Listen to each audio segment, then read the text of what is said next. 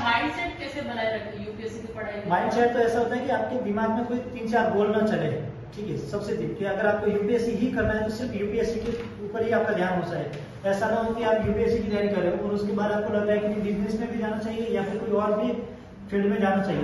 तो माइंडसेट एक जगह रखो। और आपका जैसा कि सर हमने देखा है कि हिंदी माध्यम के विद्यार्थी काफी बार असफल हो जाते हैं, तो हिंदी माध्यम के लिए विशेष कारगर रणनीति आपके हिसाब से क्या होनी चाहिए? टारगेट रणनीति ये हो सकती है कि आप पहले तो अपना जो नोटिफिकेशन है उसको ठीक ढंग से पढ़े। उसके बाद आप ये टाइम फिक्स करें कि मुझे कितने घंटे पूरे दिन पढ़ना है। ये प्रोसेस होता है, जनरली कोई स्टूडेंट करता नहीं है, पर मेरे ख्याल से करना चाहिए कि 15-20 दिन आप पूरा यूपीएससी का नोटिफिकेशन निकालिए, उसको बार बार एनालाइज कीजिए, उसके बाद पीवाईक्यू देखिए, उसके पैटर्न को समझने की कोशिश कीजिए। फिर उसके बाद मार्केट में जाके जो एकदम बेसिक नीड होती है यूपीएससी की, जो आवश्यकता है, वो वाला मटेरियल खरीदे और उस मटेरियल को बार बार रिवीजन करें और उसके बाद अपनी रणनीति बनाए, तो बेटर रहेगा ये। जैसे कि सर मेंस में ऑप्शनल सब्जेक्ट और ऐसे और एथिक्स, इन 3 विषयों की सबसे बड़ी भूमिका रहती है। ऑप्शनल, एथिक्स और ऐसे को लेकर आपकी क्या विचार है? ये तीनों सब्जेक्ट ऐसे होते हैं कि यही आपकी रैंक है वो डिसाइड करने वाले हैं कि आपको आईएएस मिलेगा, आईपीएस मिलेगा, क्या मिलेगा, वो आपका ये तीनों पेपर ही डिसीजन करने वाले हैं। जैसे सबसे ज्यादा भूमिका आपके निबंध की, जो पहला ही पेपर होता है यूपीएससी में निबंध वाला, उसमें अगर बच्चा ठीक ढंग से पढ़ाई करे और थोड़ी दुनियादारी की नॉलेज रखे, अमूर्त और मूर्त दोनों विषय पर अगर पकड़ ठीक है, और उसके बाद कम से कम 50 से 60 अगर ऐसे लिखने की प्रैक्टिस करता है, तो उसके जो नंबर है वो लगभग 170 से 180 के बीच आराम से हासिल किया जा सकता है। थोड़ा मेहनती सब्जेक्ट है ये। सर एक हिंदी माध्यम के विद्यार्थियों के लिए ये भी देखा गया है कि वो ज्यादा से ज्यादा मटेरियल कलेक्ट करने में पीछे भागते हैं, और जिससे वो सब जगह उनका ध्यान भटकता रहता है, वो एक सब्जेक्ट को पूरा नहीं पढ़ पाते हैं। और यूपीएससी में जहां तक देखा गया है कि जितना सब्जेक्ट का अगर रिवीजन हो सके उतना रिवीजन कीजिए, तो ये क्या सलाह देना चाहोगे हिंदी माध्यम के विद्यार्थियों के लिए? वैसे ऐसा होता है कि मटेरियल के पीछे भागना कोई जरूरी नहीं है, क्योंकि सबकी रणनीति अपनी अलग अलग होती है। टॉपर ने किसी ने बोला मैं लक्ष्मीकांत नहीं पढ़ता हूँ, तो बच्चे देखते लक्ष्मीकांत की जरूरत नहीं है, वो उसके हिसाब से जरूरत नहीं है, आपके हिसाब से तो जरूरत है ही, ठीक है। तो आप मटेरियल के पीछे ना भागे तो बेहतर है। एक सफिशिएंट आप कोई भी मटेरियल लीजिए जो यूपीएससी की बेसिक डिमांड है, और वो मिलेगी आपको नोटिफिकेशन के बाद। नोटिफिकेशन ढंग से पढ़ोगे, उसमें पूरा लिखा हुआ है कि आपको क्या क्या टॉपिक कवर करने हैं। जरूरी नहीं कि आपको पूरी पुस्तकें निकाल के ही करें, ठीक है, पर उसमें ऐसा कर सकते हैं आपके टॉपिक है, टॉपिक के हिसाब से भी आप अलग अलग टॉपिक पढ़ के नोट्स बना के भी कर सकते हो। जरूरी है मटेरियल के पीछे भागे, उसमें तो आपका पूरा टाइम वेस्ट होने वाला है। सर जैसे कि एक क्वेश्चन मेरा भी है, अभी आपने बोला कि एथिक्स, ऐसे और ऑप्शनल, इन तीनों को ज्यादा भूमिका होती है अपने एग्जाम में, मेंस में, तो इतनी अधिक भूमिका होती क्यों है इनकी, मतलब क्या है इसके? ऐसा होता है कि आपका पेपर होता है टोटल, जो मेंस के जो 9 पेपर होते हैं, ठीक है, तो पहला पेपर आपका निबंध होता है, उसके बाद आपके जीएस 1, 2, 3, 4 तक आते हैं, उसके बाद आपके ऑप्शनल के 2 पेपर होते हैं, ठीक है, उसके बाद आपके 2 क्वालिफाइड लैंग्वेज के पेपर होते हैं। तो अगर आपको पूरा प्रोसेस है कि मुझे आईएएस अधिकारी ही बनना है, तो उसके लिए जो नंबर ज्यादा मिलेंगे वो आपको निबंध में मिल सकते हैं। अगर निबंध आप ठीक ढंग से पढ़ते हो, लिखते हो, तो निबंध में मिलेगी। दूसरा आपका एथिक्स है, एथिक्स में भी प्रोसेस ऐसा है कि आपने ठीक ढंग से, आपकी समझदारी है, तर्क शक्ति आपकी ठीक ढंग से, आप विचारधाराओं को फॉलो ना करते, विचार को फॉलो कर रहे हो, तो उसमें आपके नंबर बढ़ने के चांसेस होते हैं। और उसमें होता है कि आप जितने ज्यादा मॉक टेस्ट हो तो नंबर बढ़ेंगे।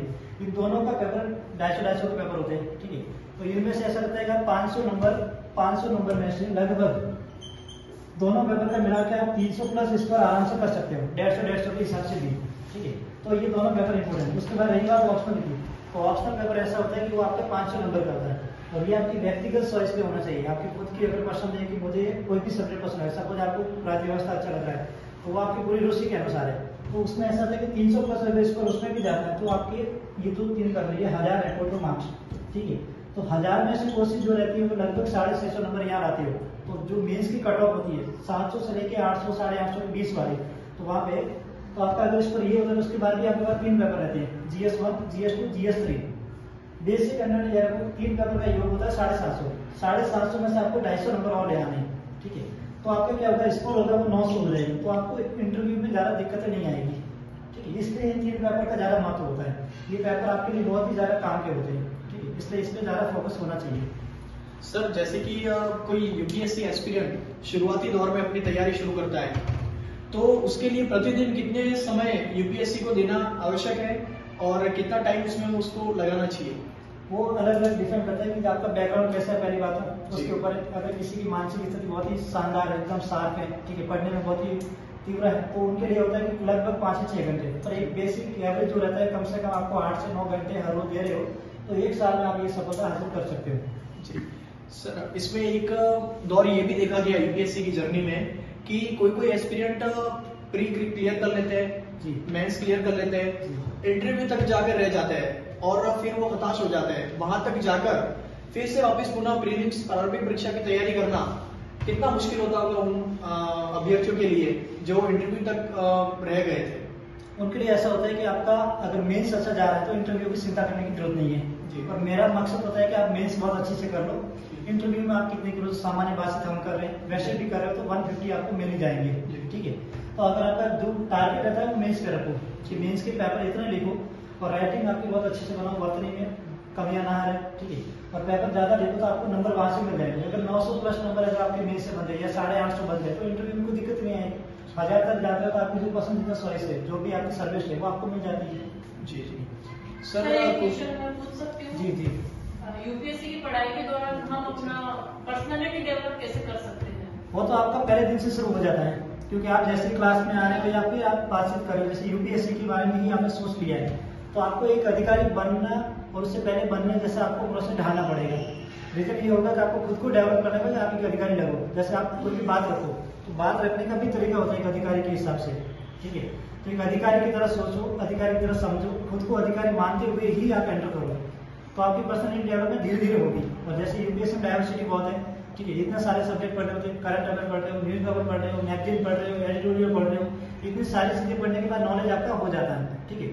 तो किसी भी चीज की या आंसर या प्रतिक्रिया या क्रिया करते हो तो उसमें किसी का कटाक्ष मत कीजिए, पहले बात को शांति से सुनिए फिर उसके बाद अपना आंसर रखिए, तो पर्सनैलिटी डेवलप धीरे धीरे हो जाती है। और ये 3 से 4 महीने अगर प्रोसेस किसी ढंग से किया है तो आपकी पर्सनैलिटी डेवलपमेंट वैसे ही हो जाती है। और सर अपना माइंडसेट कैसे बनाए रखें यूपीएससी की पढ़ाई के माइंड सेट तो ऐसा होता है कि आपके दिमाग में कोई 3-4 गोल ना चले, ठीक है। सबसे कि अगर आपको यूपीएससी ही करना है तो सिर्फ यूपीएससी के ऊपर ही आपका ध्यान हो जाए। ऐसा ना हो कि आप यूपीएससी की तैयारी कर रहे हो और उसके बाद आपको लग रहा है कि बिजनेस में भी जाना चाहिए या फिर कोई और भी फील्ड में जाना चाहिए।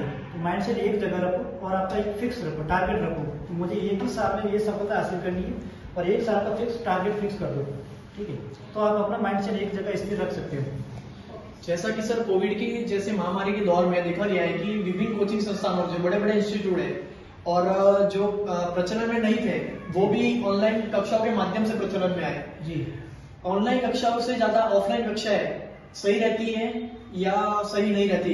एक तो ऐसा है कि न होने से भला है कुछ हो जाए, बिल्कुल वैसा है। अगर किसी को कोई गाइडेंस नहीं मिल रही है और ऑनलाइन अगर कोई प्लेटफॉर्म मिल रहा है तो उसको समझ में आ रहा है तो ऑनलाइन प्लेटफॉर्म अच्छा है और ये एक क्रांतिकारी प्लेटफॉर्म है तो होना भी चाहिए। पर मेरी पर्सनल राय ऐसा है कि आप ऑनलाइन मेरे से अगर मेरा ही कोर्स है आपने खरीद भी लिया तो आप मुझे डायरेक्टली तो मिल नहीं सकते हो, डायरेक्टली कोई क्वेश्चन पूछते मेरी टीम से बात करोगे ये सब होगा। मेरा मानना है कि जितना ऑनलाइन मेरा खुद का ना हो उतना बेटर है कि ऑफलाइन होगा तो आपकी जो जो दुविधा है हमारे साथ आइए, डायरेक्ट मिलिए, बातचीत कीजिए, प्रैक्टिस कीजिए, आंसर राइटिंग प्रैक्टिस कीजिए, ये सारी चीजें ऑफलाइन में ठीक रहेगी ऑनलाइन के कंपेयर में। जी सर एग्जाम की तैयारी तो हम करते हैं पर उसके बाद क्या करना होता है उसके बारे में हमें नहीं पता होता है, उसका क्या किया जाए? एग्जाम की तैयारी कौन सी? यूपीएससी?